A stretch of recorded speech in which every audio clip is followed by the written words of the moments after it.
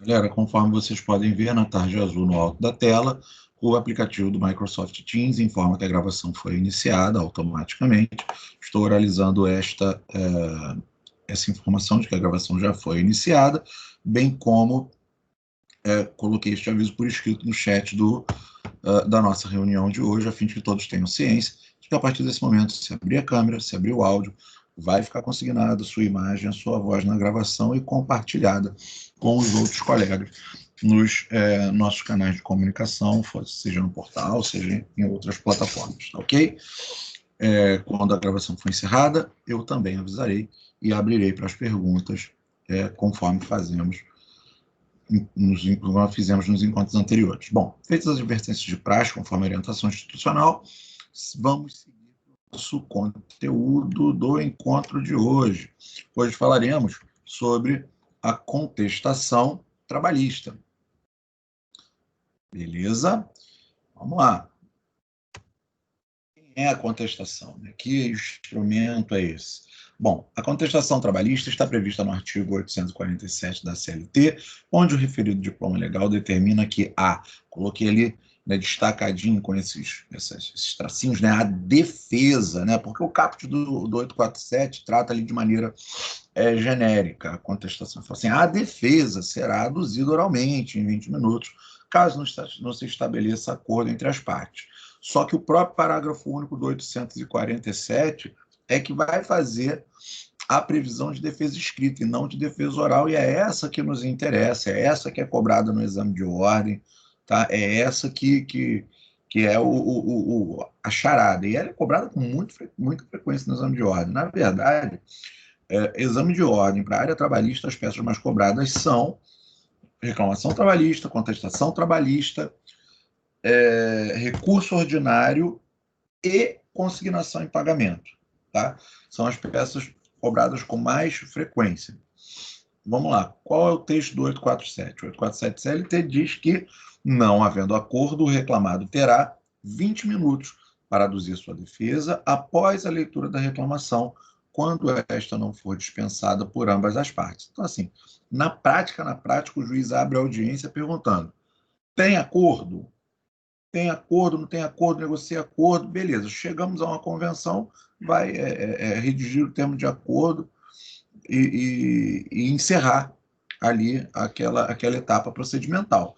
Não chegou a acordo, o juiz menciona, o juiz determina que o representante do réu entregue a reclamação. É que hoje em dia, né, o processo eletrônico, como se dá bem na prática, né? Na prática, o juiz pede para o advogado do autor virar um monitorzinho, né, que fica a estrutura da mesa de audiência da sala trabalhista hoje, da sala de audiências do foro trabalhista. Hoje em dia compõe-se basicamente, né, com 4 monitores. Um monitor que fica virado lá para o secretário, um monitor que fica de frente ao juiz, onde eles compartilham ali, cada um tem seu teclado, mas a mesma base de dados, um monitor mais próximo do advogado reclamante, um monitor mais próximo do advogado da reclamada, lembrando que o posicionamento, acredito que já tenha falado isso nos nossos primeiros encontros, mas o posicionamento das partes e seus advogados na sala de audiência trabalhista é invertido, não é igual da sala de audiências da Justiça Civil Estadual, tá? Onde o juiz está aqui de frente, né? E aí, considerando que você está de frente para o juiz, o autor na civil senta aqui do lado da mão direita do juiz e o réu senta aqui do lado da mão esquerda. Na seara trabalhista, na sala de audiências, o reclamante, o empregado, senta aqui, considerando que o juiz está de frente, ele senta aqui na direção da mão esquerda do juiz e e a reclamada senta ali na direção da mão direita do juiz, inverte, tá? Bom, defesa escrita. Então, eu estava falando da recepção da contestação. Porque o prazo para recebimento da contestação na seara trabalhista, o momento para entrega da contestação na seara trabalhista, é no momento da audiência. Percebam que está aí, vocês já devem ter feito a leitura do parágrafo único do 847, só que eu nem li, só estou falando, porque tem uma certa discussão com relação a isso. Então, Vamos lá, como é que é feito? Normalmente o juiz, quando pede a notificação citatória, ele manda, ele já determina ali na notificação citatória um prazo, já dá um comando para que o advogado que for constituído pela reclamada faça a juntada via procedimento eletrônico dessa contestação, determinando que clique, né, que marque que a peça deve ficar sob sigilo. Para quê? Para que o autor não observe os termos dessa contestação antes dessa etapa procedimental da primeira proposta conciliatória. Até aí, beleza. Aí as partes são notificadas para a primeira audiência, a audiência que, em princípio, deve ser una. Na prática, as audiências são bipartidas, como bipartidas, né? Na prática, a maior parte das audiências, a maior parte dos juízes marca uma pauta de audiências de conciliação. Não havendo conciliação, ele designa uma nova audiência para data breve, para audiência de instrução e julgamento, onde será apresentada a contestação e tudo mais. E aí, digamos que está sendo feito, né, essa audiência na forma do padrão, audiência una, né, audiência trabalhista una, não houve o acordo, o juiz clica ali, ou manda seu secretário clicar em um determinado item lá do sistema que desbloqueia a contestação para o advogado reclamante. E aí ele simplesmente fala: doutor, pode virar o monitor, abre aí a contestação, pode ter ciência da contestação. Naquele momento é dado ciência da contestação. Naquele momento que o advogado do reclamante abre a contestação na tela, leu, não leu, bateu o olho, não bateu, estabeleceu-se o contraditório. Por que é importante esse momento? Esse momento antes, né, porque ele está recepcionando a contestação. Recepcionou a contestação, estabeleceu o contraditório. Porque até antes do recepcionamento dessa contestação, é possível haver o aditamento da petição inicial trabalhista. Tá? E é muito, muito, muito comum que, mais comum do que eu gostaria fosse, que as exordiais trabalhistas contenham inépcia. Então, sempre peço para os meus colegas, né, meus futuros colegas, já são colegas que trabalham há muito tempo, né, mas hoje estão no caminhar aí dos últimos períodos, nós peço sempre aos colegas que tenham muita atenção ao redigir suas reclamações, porque é muito comum inépcia por falta de fundamento jurídico de pedido, ou por falta de pedido para um fundamento jurídico, inépcia, tá? Você ter ali um pedido onde você não encontra no corpo da petição um fundamento, não encontra um argumento que justifique aquele pedido, ou de repente ter o argumento, mas você olha lá no final não tem pedido. Então você ataca de um lado da inépcia, ataca do outro lado a tese de que o juiz não pode julgar extra petita. Isso daí é uma boa dica, né? Já ajudou a resolver muita coisa.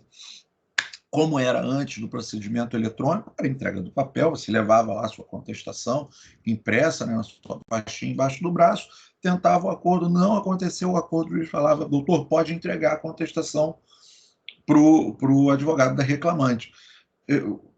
Pode parecer mentira, né, até brincadeira, né, meme, piada, mas eu já inúmeras vezes já presenciei o advogado da reclamada ainda entregar a petição e o advogado dizer: não, excelência, prazo para aditar, gostaria de prazo para aditar inicial. Percebia que alguma coisa nem constava na peça de contestação.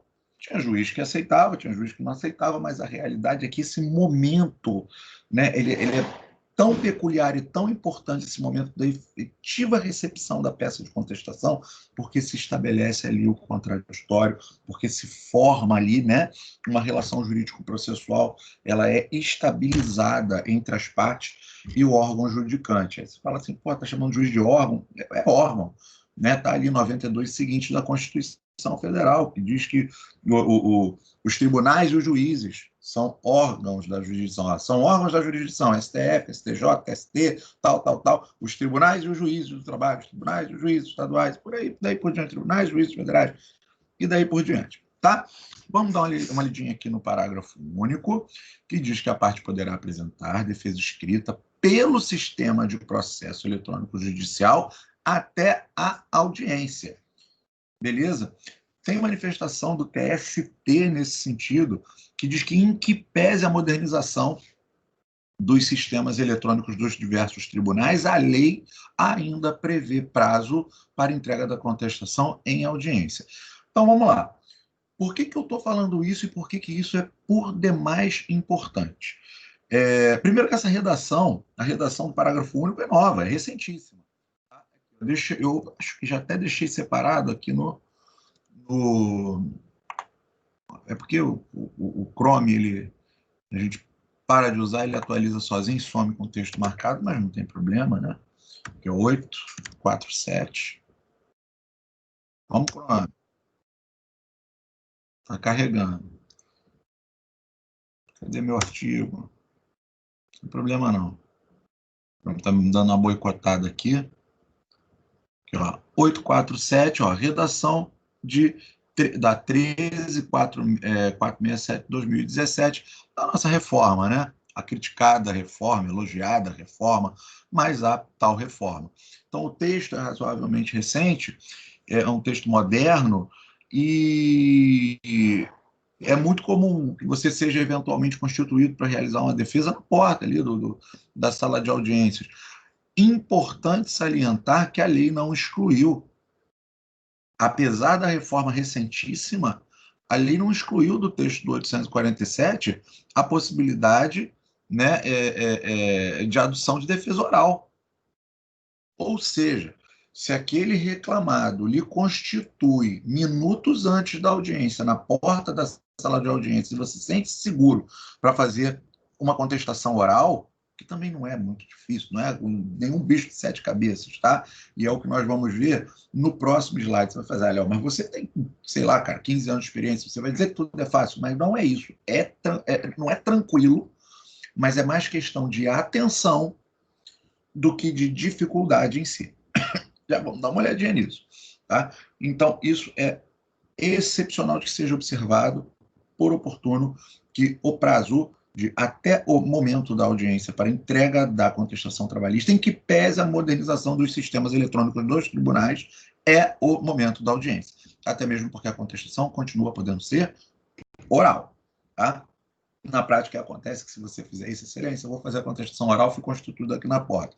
Normalmente, o juiz redesigna a audiência para que você tenha prazo para o oferecimento da contestação escrita.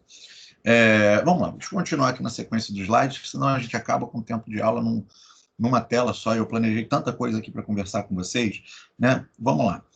Tomamos emprestado, coloquei emprestado entre aspas, né, para usar um termo mais tranquilo, ainda o que dispõe o CPC no que trata da para elaboração de contestação, seguindo as orientações do 336. O 336 do CPC fala que incumbe ao réu alegar na contestação toda a matéria de defesa, grifo nessa matéria de defesa, expondo as razões de fato e de direito. E aí, se eu leio aqui razões de fato e de direito, eu vou contar a historinha, né, a versão da história daquela relação jurídica que o meu constituinte contou para mim, que é reclamada, que o sócio daquela empresa, que o representante legal daquela empresa me contou, e de direito, ou seja, olha, de acordo com essa história, o direito pleiteado lá não pode ser entregue da maneira que está sendo requerido. Ele diz que fazer 5 horas extras por dia, não tem como, né? Porque o horário de trabalho dele era esse, a loja fica dentro de sei lá, de uma galeria, e essa galeria fecha 2 horas após o encerramento do expediente da minha loja, quer eu queira, quer não tem possibilidade, fecha. Se eu quiser trabalhar, fecha. Não tem como fazer 5 horas extras por dia. Você vai provar por prova testemunhal, tudo mais, enfim, todo arcabouço probatório, porventura permissível e cabível para a situação real que lhe é apresentada, mas a verdade parametrizando com os pontos que estão sendo por hora apresentados, é que você faz a exposição fática, que é contar aquela historinha, recontar aquela história que foi apresentada na petição inicial, agora sob os olhos do reclamado, sob os olhos defensivos, protetivos, né, lá do interesse da reclamada, e, de acordo com essa história, você passa ao seu discurso, você passa ao seu texto dissertativo argumentativo, que vai buscar o convencimento do magistrado da improcedência daquele pedido ou da alteração de percepção com relação aos parâmetros daquele pedido, ou até mesmo em um ponto de contra-ataque daquele pedido. Eu não queria entregar, mas vocês todos já devem ter ouvido falar em reconvenção. Então, pode ser que o argumento inverta, permissa haver uso da expressão, mas que inverta a jogada, a fim de que aquilo que lhe foi pedido possa ser pedido por você contra o reclamante. Você inverte aquela possibilidade. Não se preocupem, eu falo de reconvenção no finalzinho. Reconvenção não é complicado. A reforma de 2015 do Código de Processo Civil nos ajudou também nesse sentido. A reconvenção não é mais em peça separada, ela vem ali no bojo da nossa contestação, muito parecida com o pedido contraposto, que já é velho conhecido nosso, lá da Lei 9.099 de 95, lá pelo artigo 31 dela, 3031, salvo engano, é 31. Que já vem dizendo que a reconvenção não é possível lá no juizado, mas sim, mas pode a parte formular pedido contraposto. Então, desde 95, que essa espécie de contra-ataque processual é formulada no juizado dentro dos próprios autos da contestação, dentro do próprio texto da contestação. Antes da reforma de 2015, a reconvenção era feita em uma peça à parte. A reconvenção era feita em uma peça à parte. Com a reforma de 2015, a reconvenção continua tendo esse nome de reconvenção. A reconvenção trabalhista continua existindo, entretanto, ela mudou o seu formato. Ao invés de ser oferecido uma peça apartada, é oferecido um novo capítulo dentro da contestação. E isso traz uns elementos novos, traz algumas sutis alterações para a rotina da peça processual, para o nosso roteiro da peça processual de contestação, mas nada que seja complicado. Eu costumo dizer que a contestação é muito mais fácil de fazer do que a reclamação, porque a reclamação já te dá o parâmetro. E aí, na contestação, você ataca aqueles parâmetros. Você vai um pouco além se você tiver que reconvir, mas uma coisa de cada vez. Tá? Então, vamos lá. A questão de quem impugna o direito do autor, especificando as provas que pretende produzir. É bom pensar nisso na prática. Na prática, a gente faz aqui pedido genérico lá de provas, e depois, né, porque a questão na seara trabalhista é um pouquinho diferente. A gente pega algo emprestado ali do processo civil, mas a verdade é que segue também outra dica para a prática efetiva aqui na vida real, do lado de fora da prática trabalhista, é que quando você fizer a sua contestação, fiz minha contestação, imprimi, está aqui, ainda não mandei, normalmente eu pego com caneta, imprimo, gasto papel mesmo, com letra grande, que é para eu não ficar apertando os olhos, igual eu faço aqui com vocês no computador, às vezes, né, em sala de audiência, fica chato, e marco ali, olha, horas extras, testemunha. Quem é essa testemunha? Viro para o cliente, Tício, quem que você vai me dar aqui de testemunha para combater essas horas extras que o Mévio está alegando? Vai vir Penélope e Jennifer, elas podem falar das horas extras. Ótimo. Anota ali a canetinha do lado mesmo. Penélope e Jennifer. Olha só, ele está dizendo que tem período sem carteira assinada, sem anotação. Quem é que você vai trazer para mim de testemunha? Vou trazer o contador da empresa, o Caio. Né? Anota, opa, testemunha Caio. E daí por diante. Anota. Vincula cada uma das suas teses de defesa, a cada um dos seus parágrafos que espelham as teses de defesa, vincula, anota a prova que você pretende produzir, tá bom? Ou específicas no texto da sua contestação, como orienta o 336, tá? Princípios. Então, vamos dar eu me empolguei um pouco agora com a parte prática, né?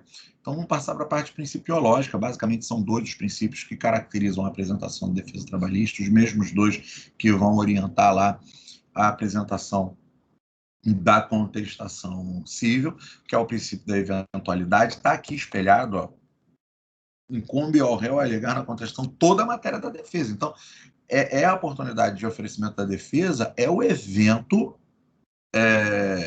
próprio, é o evento adequado, é o evento oportuno para que se apresente toda a matéria defensiva. Você não pode, depois de entregar a contestação, falar, esqueci de combater esse pedido. Espera aí que eu vou completar a contestação, vou escrever mais um papelzinho aqui, você junta aí, excelência? Não, eu vou prejudicar o contraditório e ampla defesa. Não contestou, confesso quanto à matéria de fato. matéria de fato, tese apresentada por ocasião da reclamação não contestada é confessa, tá? Matéria confessa. O princípio de eventualidade afirma que o reclamado deverá apresentar toda a matéria defensiva, grifo para esse matéria defensiva, nesta oportunidade. Tem ela natureza processual ou meritória. Então, todo combate, seja de natureza processual, procedimental ou meritório, deve ser feito na oportunidade da contestação, sob pena de preclusão. Não fez este combate, precluiu com relação à oportunidade de exercer defesa sobre aquele tema. Precluiu, vai ser confesso com relação à matéria. E se o seu cliente for confesso com relação a determinada matéria que lhe é imputada na exordial, em razão de não haver combate por deslize teu como advogado, muito provavelmente ele vai tentar uma ação de responsabilidade contra você no exercício da profissão, sem prejuízo das sanções disciplinares junto à ordem, né? Vamos lá. Então, entidade de classe. Da impugnação específica dos fatos, óbvio também, um é consectário do outro, se é a oportunidade de eu exercer toda a defesa, então orienta este princípio da impugnação específica, que a impugnação a ser realizada não pode ser genérica. Deve ser julgado improcedente em tópico. Não, item a item, devendo o réu apontar fundamentos que sirvam para impugnar absolutamente todos os pedidos do reclamante. Deem-me aqui um minuto, que eu normalmente deixo aqui o meu telefone aberto no Teams aqui, porque enquanto eu estou projetando a tela para vocês, eu não enxergo o que vocês escrevem, mas deixo ele abertinho aqui, a fim de observar aqui o que vocês postam para mim. Não entrou, então, bom, então deixa. Deixa eu dar uma olhada aqui no chat. Ele só dá defeito, funciona até um minuto antes da aula. Entrou no horário de aula, ele dá defeito. Vamos lá, sem perguntas até então, vamos avançar para o próximo slide. Daqui para frente, muito tranquilo, tá mais do mesmo, é aquilo que a gente costuma trabalhar de maneira bem prática, os elementos da petição inicial. Então, a roteirização padrão da nossa peça processual, a roteirização de contestação fica nesses 14 elementos que estão aí. Léo, e se tiver convenção? Nós mexeremos em 4 pedacinhos dessa peça processual. Mas, assim, coisa muito óbvia, nós vamos dar uma olhada. Bem resumidinho, está aí por escrito, vai ser compartilhado ao final do encontro. Bom, endereçamento, no roteiro, né, vai ficar sendo endereçamento, referência processual, qualificação do contestante reclamado, muito mais simples do que a qualificação do reclamante, né? Na prática, essa qualificação ela é feita com a simples indicação do contestante do contestado. Tem padrão de resposta definitivo do exame de ordem que vem dizendo que para pontuar basta a indicação das partes. Pontuando o último que eu vi, pontuava 0,10 décimos para cada indicação de correto nome do contestante contestado. Mas já vi há alguns, arrisco dizer alguns anos, não muitos, poucos, assim, uns 3 anos provavelmente, padrão de resposta definitivo que pedia para caso, era um caso de contestação e pedia a qualificação completa era assim, indicação das partes, contestante e contestada. Eles davam uma pontuação, acho que também era 0,10 para cada um, completas, e mais 0,10 para cada completude. Então, era tipo, só aqui na qualificação, eu tinha ali, acho que eram 30 ou 40 décimos da prova. Se você for pensar que a prova, a questão de peça processual do exame de ordem, ela vale 5 pontos, se só ali na correção das qualificações das partes eu encontrar ali 4 décimos, é quase 10% da prova. Então, é um detalhezinho que eu não posso perder. Porque você olha, se você dividir em 10 blocos de meio ponto, né, de 0,5 décimos, vamos botar aí vamos deixa eu que me permitam, que eu só vou levar um segundo para isso. Aqui, ó. 5 dividido para 14 elementos. Dá mais ou menos 0,35 décimos em cada elemento. Vamos botar 0,3 décimos para cada elemento de roteirização da peça processual. É claro que não é exatamente assim, tem elementos que valem um pouco mais, elementos que valem um pouco menos. A maior parte dos pontos concentram-se ali no mérito, nas preliminares e nas prejudiciais. Mas só para fazer uma média, se cada um desses elementos do roteiro da petição inicial valer numa média de 0,3 décimos, olhem quantos elementos eu tenho aí espelhados que eles não oferecem nenhuma dificuldade para o aluno. Indicar o endereçamento, isso vem escrito no corpo da peça. Tá? Eu já vou fazer ali o slide para falar só disso. Tá? Referência processual, normalmente é 0,10 décimos só aqui na referência, 0,20 no endereçamento, mas ainda assim você pode perceber que mais da metade, ou pelo menos metade da pontuação da peça processual, você consegue garantir com atenção à redação da tua peça, a eventuais elementos quase que óbvios. Deixa eu dar uma olhada aqui, eu estou ouvindo um áudio que abriu, acredito sem querer. Deixa eu só mutar esse áudio do colega, e aí eu abro após para perguntas.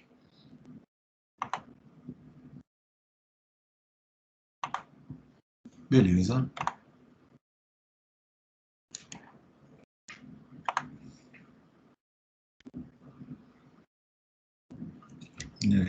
Processo talento, né? Vamos lá. Vamos voltar. Qualificação do contestante, bem mais simples, indicação de advogado sem o endereço, daquele jeitinho que a gente já treinou, né? Porque o 77.5 do CPC vem indicando isso, que o causídico tem a obrigação de, em primeiro momento oportuno, indicar endereço onde receberá as comunicações judiciais. Fundamentação da peça é importante, que em princípio é uma contestação, só contestação. O que eu vou ter? Eu vou ter o 847, parágrafo único da CLT com 336 do CPC. Tem modelo, inclusive em um dos livros que eu uso para preparar as nossas aulas, para poder, que eu tomo por base, para poder roteirizar o nosso encontro, ele indica para. Ele traz a seguinte redação: ó, nos termos do 847 da CLT, combinado com 335 e seguintes. Mas a defesa escrita é 847, parágrafo único, como já vimos, e o que nos aproveita é o 336, que orienta a forma. Tá? Verbo, eu coloco na minha roteirização, já expliquei para vocês que já tive aluno que perdeu pontinho por causa do verbo, colocou interpor para uma petição inicial, né? A gente fica doido com isso, porque é uma desatenção, custou pontos, mas verbo para contestação, uso, oferecer, lembra, eu ofereço algo sobre autos já existentes. O nome da peça, molezinha, contestação, se for uma reconvenção, você vai fazer uma alteração no nome da peça também, contestação com reconvenção. Qualificação do contestado, faz a completa para não correr risco de perda de ponto. Reforço. Você pode dizer, Léo, mas eu estou fazendo cursinho, estou pagando aquele cursinho caro de gente rica lá do Rio, estou dando o meu salário todo e mais um pouco que meu pai está me ajudando. E o tio lá do cursinho falou que essa qualificação da contestação trabalhista pode ser a contestação simples, porque isso veio no último padrão de resposta definitivo do exame de ordem. Pode. Realmente o último padrão de resposta está assim. Realmente o padrão de resposta mais antigo exigia, previa a qualificação completa ao invés da simplificada e melhor pecar pelo excesso. Ad cautelam, pequem pelo excesso, porque o excesso, por zelo, não permitirá a perda de pontos. Depois passaremos às prejudiciais de mérito. Após o avanço pelas prejudiciais, a prejudicial de mérito, eu vou ter um slide que eu coloquei um resuminho só falando sobre isso, mas a prejudicial de mérito, ela vai inviabilizar que o juiz avance para conhecer do mérito, para conhecer de qualquer coisa da peça. Então, eu coloco ela no meu roteiro antes, por quê? Porque eu tenho que lembrar de mostrar ali para o juiz, de argumentar para o juiz, fazer aquele argumento que vai bloquear. Opa, realmente tem uma prejudicial de mérito, não vou nem avançar com a leitura disso. Superou a prejudicial de mérito, eu apresento as preliminares. Prefiro Bom, vou passar, vou falar de preliminares, senão eu vou gastar tudo aqui também. Então, eu vou ter duas naturezas de preliminares. Então, tem preliminares que vão retardar, vamos simplificar assim, a marcha processual. Outras preliminares não vão retardar a marcha processual, mas vão ensejar o arquivamento do processo sem julgamento de mérito. Mas aquele processo vai ter que encerrar Se o autor quiser, se o reclamante quiser, vai ter que ajuizar outro. Então, eu prefiro fazer as prejudiciais de mérito, as preliminares que ensejam a extinção sem julgamento de mérito, e só depois aquelas que podem ser superadas. Vamos trabalhar em específico, que eu não quero entregar, né, a cereja do bolo agora.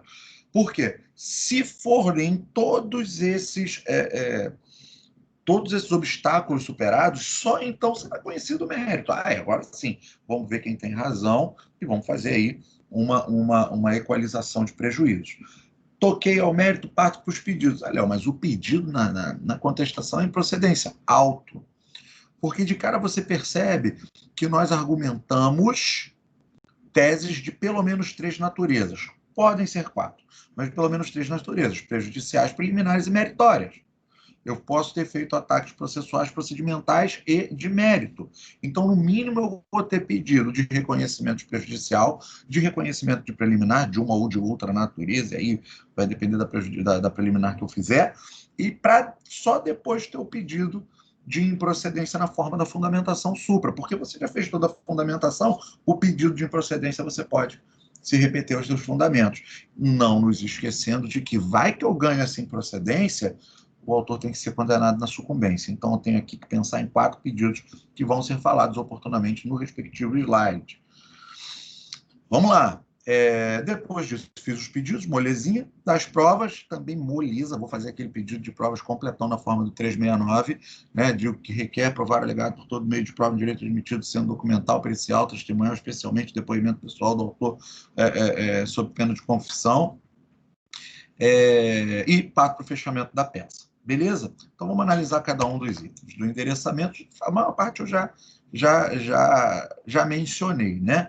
Do endereçamento, o que eu tenho a observar? O endereçamento da contestação se grade de acordo com as regras de competência indicadas no caso concreto. Normalmente, o caso concreto vai falar para você assim: Tício recebeu notificação citatória para responder reclamação trabalhista ajuizada por MEV perante a primeira vara do trabalho de Nilópolis. Então, você vai ter aí, então recebeu a contestação lá da primeira vara?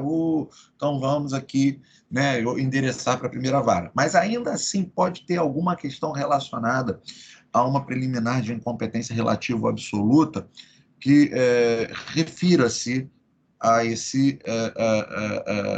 questão de competência tratada. Mas com relação ao endereçamento, normalmente ele vem bem claro ali no caso concreto.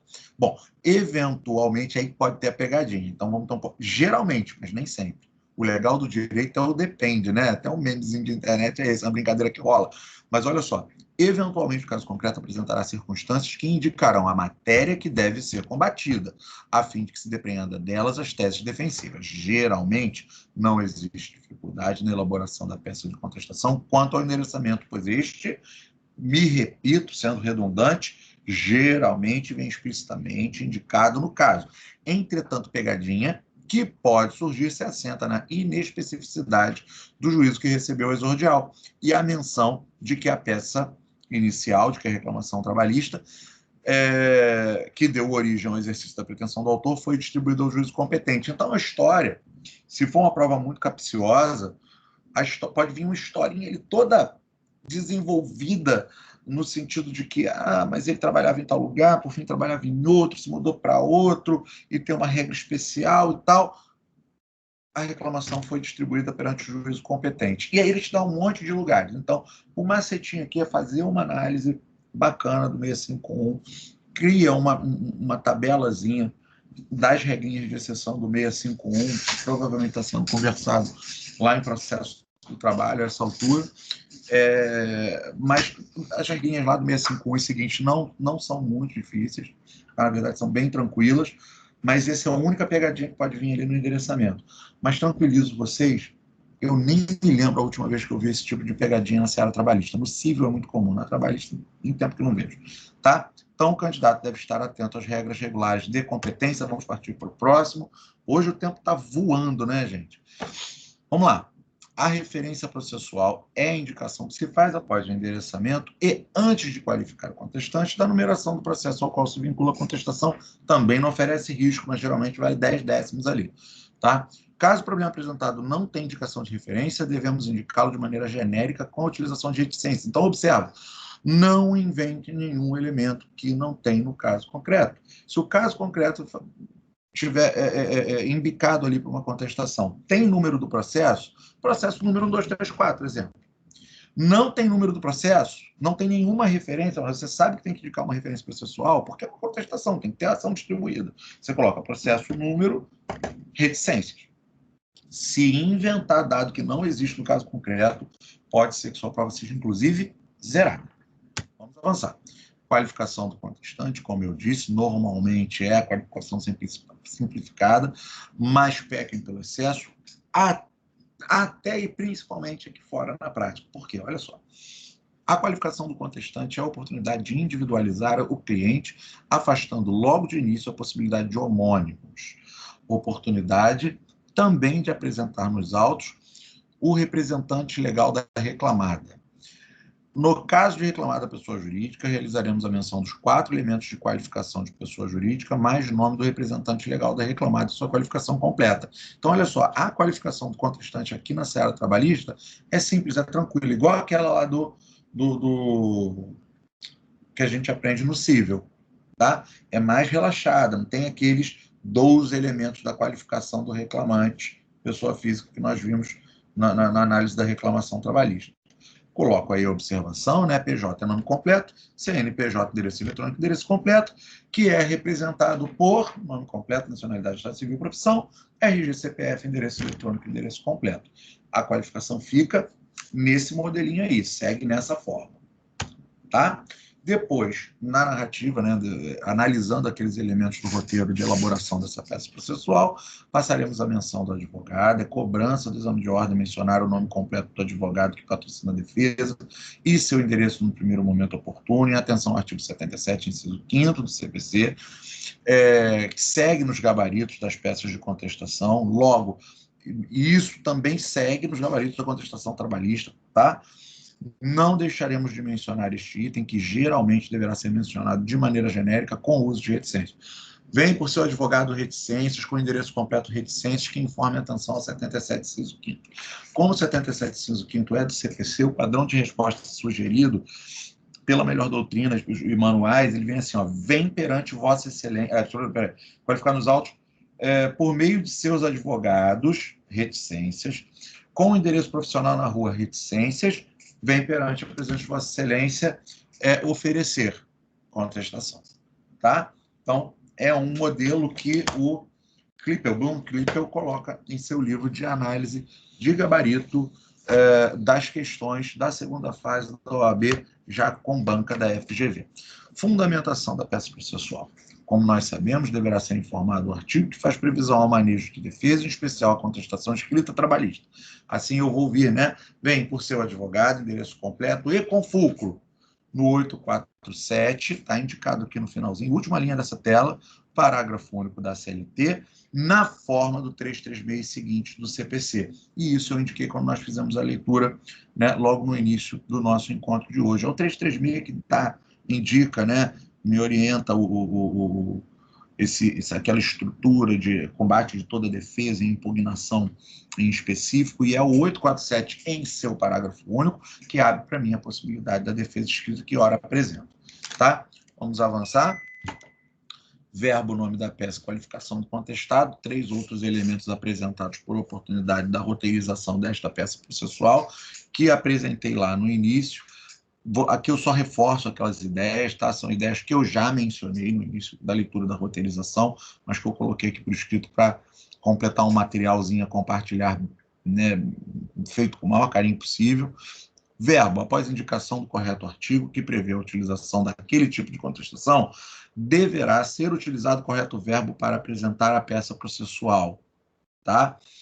Devem-se, né? Devemos preferir os verbos oferecer ou apresentar. Tanto, eu falo muito do livro do Klippel, porque eu acho ele muito didático. No livro dele, ele usa o verbo em aqui, ó, apresentar. Deixa eu alternar aqui a tela. É que o Teams, ele esconde o livro. Ó. Se eu boto o livro na minha frente, ele esconde de mim, então não consigo mostrar isso escrito no livro para vocês. Mas eu não consigo... Opa, peraí. Fugiu. Beleza. Consigo mostrar isso ali no livro para vocês, mas Ai, cara, eu estava olhando aqui para ver se vocês fizeram pergunta por escrito e acabei... Beleza, voltou. Eu não consigo mostrar para vocês, mas né, eu preciso fazer essa menção. Recomendo oferecer porque você decora. É petição inicial propor, é contestação oferecer, é recurso interpor, interpor, é embargos opor, é remédio impetrar. Então, não vamos ficar inventando um monte. Pode, que isso vai fazer você confundir. Mas eu coloco por escrito para que vocês tenham conhecimento que devemos preferir o verbo oferecer ou apresentar. Veja que a contestação é oferecida sobre autos resistentes e nunca deveremos utilizar interpor, opor, impetrar em sede de contestação. Pelos motivos que ora narram. Dado o nome da peça vem oferecer contestação. Se o caso concreto ensejar que tenha também uma reconvenção, vem oferecer a presente contestação com pedido de reconvenção. Tá? Você só completa ou contestação com reconvenção trabalhista. Mas é importante usar os dois termos. Vamos focar aqui na contestação? Beleza. O nome da peça será contestação, podendo ser o caso conforme o problema apresentado, de se oferecer uma contestação com reconvenção, ou esse daqui ficou a mais, daqui está errado, gente, perdão.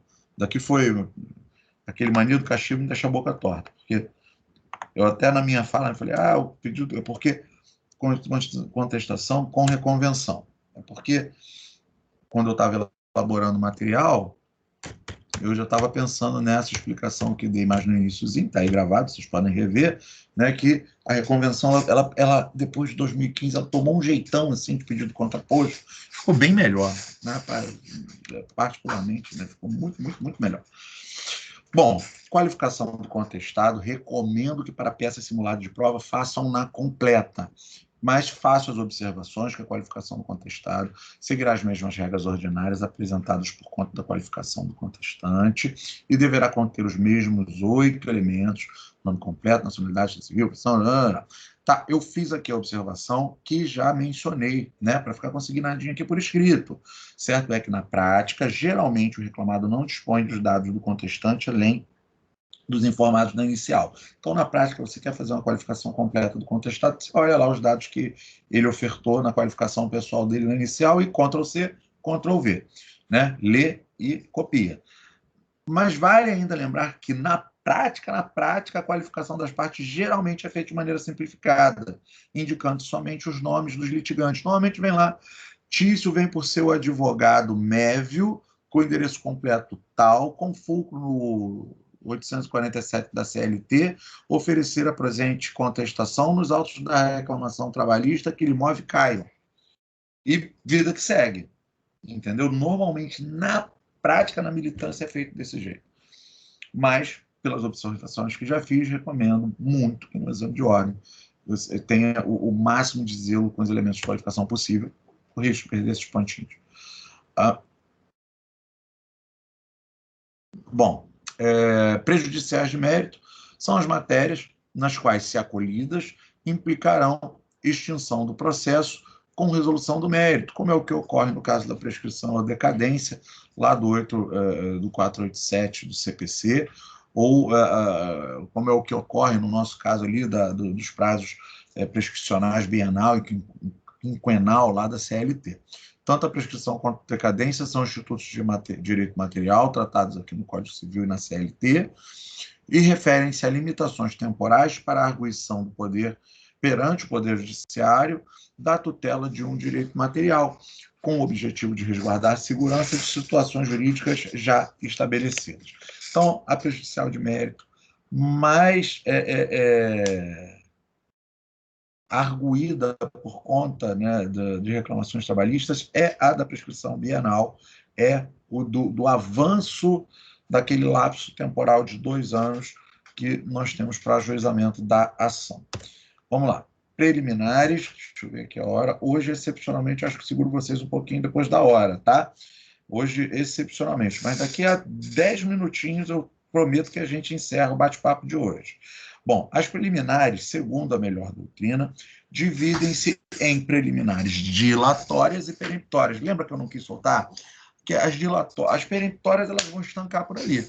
As dilatórias, elas vão projetar um pouquinho ali no tempo, elas vão retardar um pouquinho essa marcha processual.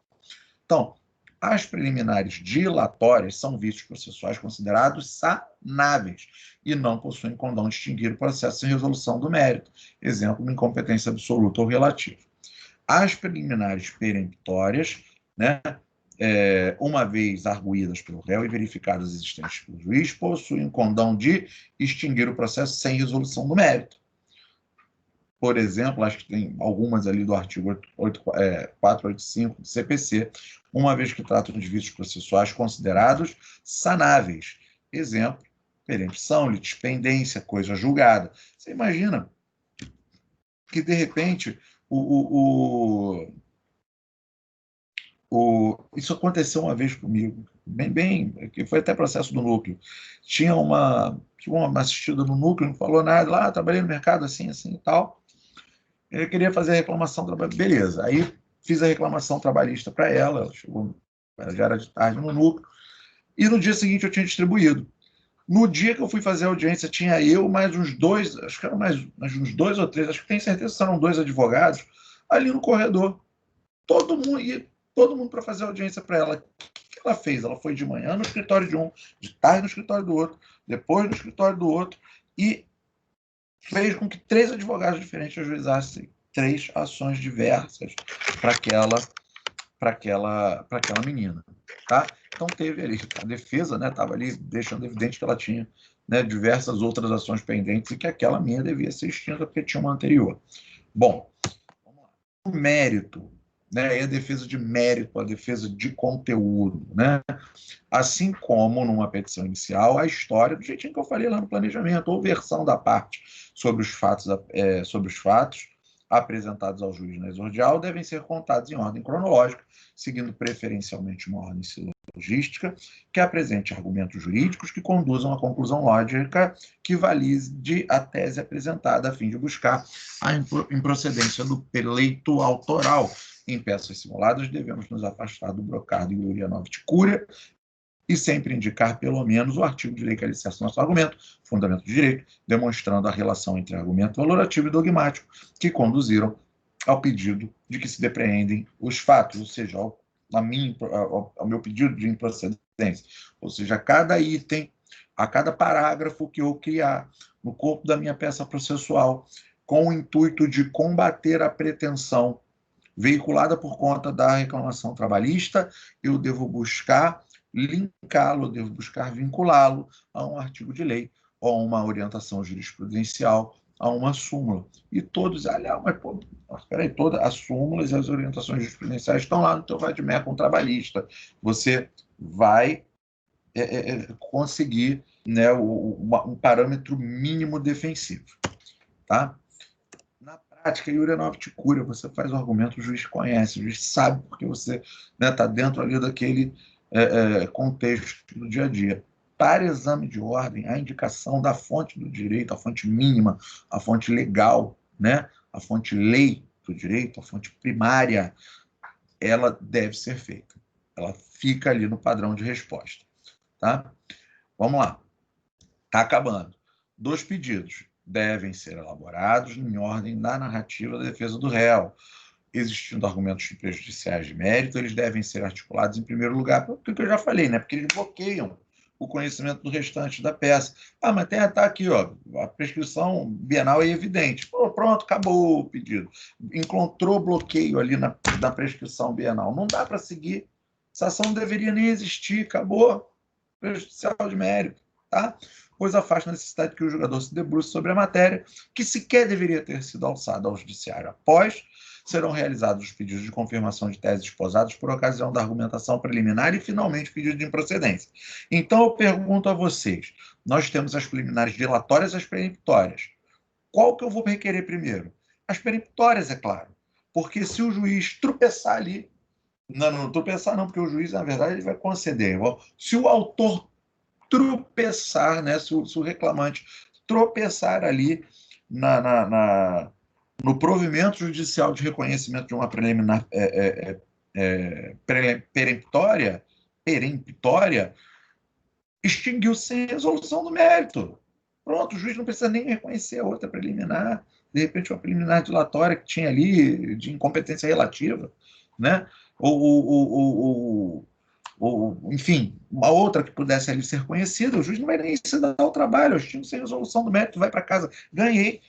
Se ele entrar com outra ação, meu cliente vai ter que me constituir de novo para poder entrar com a nova defesa. E só após as preliminares peremptórias é que eu estabeleço os pedidos das preliminares dilatórias, que, se reconhecidas, vão empurrar o processo um pouquinho para frente, né? Vão fazer com que a marcha processual se alongue um pouquinho. E vencidas as preliminares dilatórias, agora sim vamos para o mérito. E no mérito eu vou requerer o quê? Improcedência. Né? Finalmente, o pedido de improcedência da ação combatida para após ser feito pedido de condenação do autor aos ônus da sucumbência, e é requerendo que seja condenado o reclamante ao pagamento de custos processuais e honorários advocatícios na forma da lei. Beleza. Das provas, daquele jeitinho que a gente já está acostumado, né? Prova é elemento processual que influenciará na decisão do magistrado, seja a decisão no curso ou no final do processo. Bom, deixa eu pegar o CPC, porque agora fugiu um pouquinho. Não, tá ali, eu coloquei até aqui na tela. Tá? Eu vou pular esse parágrafo para poder ler isso aqui. Aqui eu fiz uma transcrição do 369. Olha só o que o 369 fala. As partes têm o direito de empregar todos os meios legais, bem como os moralmente legítimos, ainda que não especificados neste Código, para provar a verdade dos fatos em que se funda o pedido ou a defesa, e influir eficazmente na convicção do juiz. O Fórum Permanente de Processualistas Civis, agora eu não estou lembrando exatamente a referência, mas interpretou o 369 já há alguns anos, orientando que a prova influencia eficazmente na convicção das partes. Cara, isso é tão evidente, mas tão evidente na seara trabalhista, que nós temos dois momentos ali na ritualística da audiência, dois momentos de oferecimento de acordo. Se oferece acordo no início, o reclamante, não quero, não aceito menos que 10 mil reais, trabalhou 3 meses, não aceito menos que 10 mil reais. Aí foi toda a instrução, foram ouvidas as testemunhas, teve instrução probatória. E toda a tese ali da reclamada ficou provada, hipoteticamente falando, já que nós estamos falando em contestação. Aí vem o magistrado e dá a segunda oportunidade de conciliatório. Olha, já foram aí debatidas as teses, rol probatório, os doutores, geralmente o advogado fala, né, os doutores já, né, diligentes que são, já sabem, já devem ter uma ideia mais ou menos do direito que foi aprovado, não foi. Existe nova proposta de acordo? Em diversas oportunidades, essa segunda proposta conciliatória ela é eficaz. E ela é expressão fidedigna de que do quanto a prova influencia, evidente, não somente na convicção do juiz, mas na convicção de todos os envolvidos. Tá?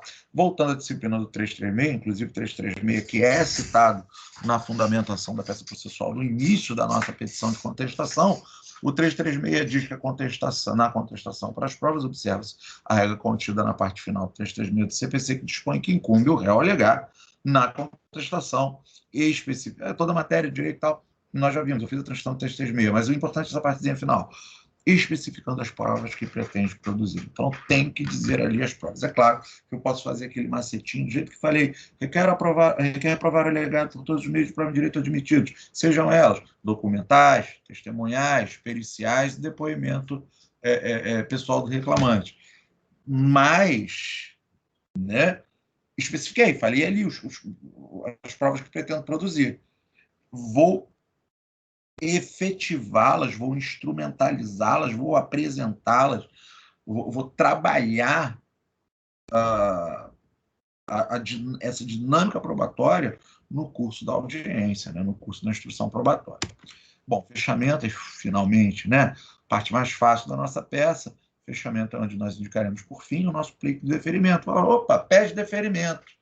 Indica o local e data de assinatura da peça processual, bem como o nome do advogado e seu número de registro. Observo que, como na maioria das provas, esses elementos não são evidenciados.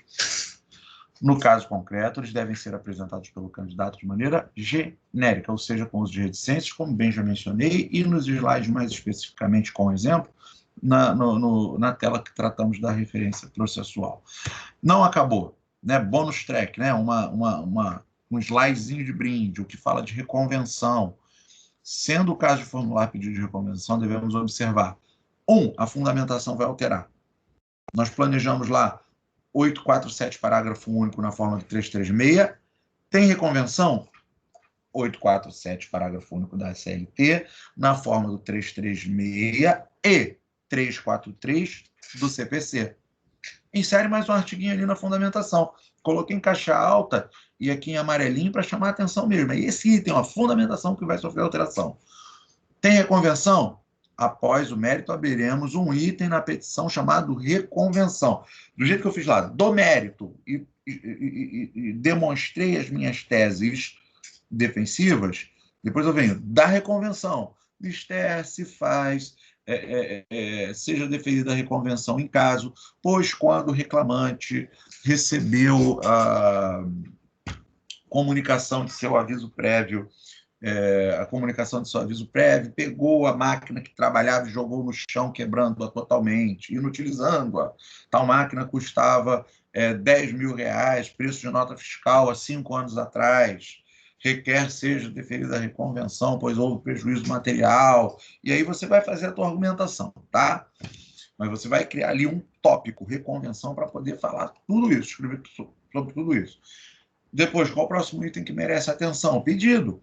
Porque após falar ali, fazer a fundamentação jurídica de direito da reconvenção, eu vou encaixar ali um pedido de reconhecimento dessa reconvenção. Então, nós não fizemos aquela esteirinha dos pedidos? Faço os prejudiciais, as preliminares peremptórias, as preliminares dilatórias, o pedido de improcedência. Então, após o pedido de improcedência, eu formulo de procedência da reconvenção, que deve ser específico, líquido e certo. Tá? Se for um pedido de reconvenção obrigando o réu a pagar algo ao reclamado, determina o valor. Se for um pedido de entrega de coisa, de repente ele levou o carro, não devolveu o carro da empresa, né? Sem prejuízo lá do processo criminal e tal, mas de devolução do bem, tá? Adicionaremos ainda, e aí a última observação, e é muito importante, quando tem convenção em exame de ordem, cara, muita gente erra isso. Por quê? Está viciado ali em fazer a contestação.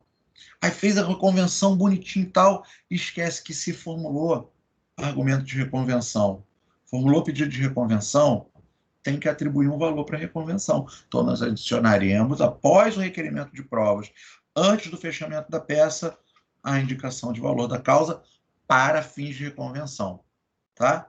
Atribui-se a presente causa o valor de R$5 mil para fins de reconvenção, que deverá ser deferida na forma esposada na fundamentação supra.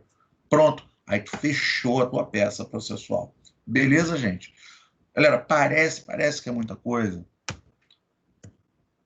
É muito detalhe. Mas não é difícil, tá? Não é difícil.